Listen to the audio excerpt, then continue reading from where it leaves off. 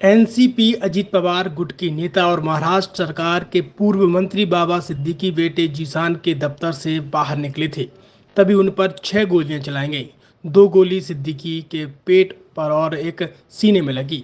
उन्हें तुरंत लीलावती अस्पताल में भर्ती कराया गया, जहां रात 11:30 बजे उन्हें मृत घोषित कर दिया गया। वारदात के बाद पुलिस ने 3 आरोपियों को अरेस्ट कर लिया। 3 आरोपी फरार हैं। उनकी तलाश जारी है। मर्डर की जिम्मेदारी लॉरेंस बिश्नोई की गैंग ने ली है। बाबा सिद्दीकी रियल एस्टेट बिजनेस से जुड़े थे। हालांकि वे पॉलिटिक्स और बिजनेस से ज़्यादा बॉलीवुड कनेक्शन की वजह से फेमस रहे। माना जा रहा है कि लॉरेंस बाबा सिद्दीकी के मर्डर से बॉलीवुड और बिल्डर लॉबी में अपनी धाक जमाने की कोशिश कर रहा है।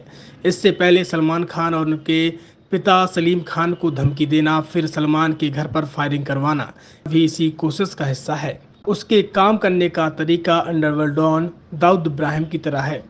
अंडरवर्ल्ड पर 12 से ज़्यादा किताबें लिख चुके सीनियर जर्नलिस्ट विवेक अग्रवाल बताते हैं कि पहले सलमान और उनके पिता को धमकी दी गई, उनके घर पर फायरिंग करवाई गई। अब बाबा सिद्दीकी के मर्डर में भी लॉरेंस का नाम सामने आ रहा है।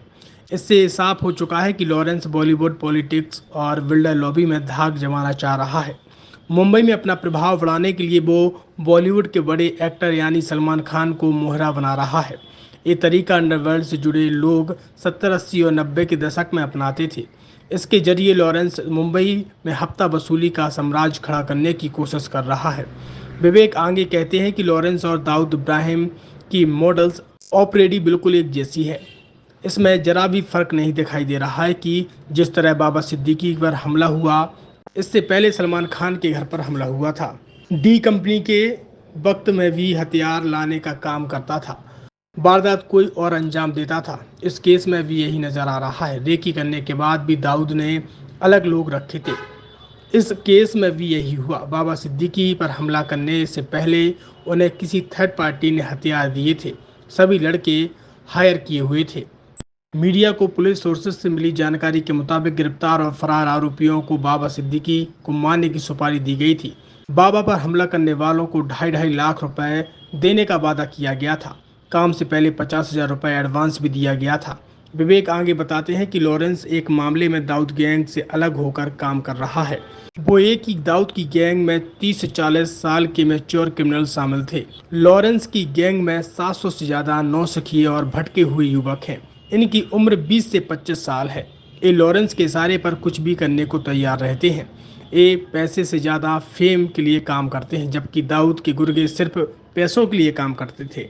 बाबा को गोली मारने का तरीका भी ठीक वैसा ही था जैसे दाऊद के लोग 80-90 के दशक में करते थे। वो टारगेट पर उसके घर के आसपास ही हमला करते थे। टारगेट को बिल्कुल नज़दीक से गोली मारी जाती थी। लॉरेंस भी इसी तरीके को अपनाकर मुंबई में बिल्डर लॉबी और बॉलीवुड लॉबी में दाऊद जैसा खौफ पैदा करना चाह रहा है।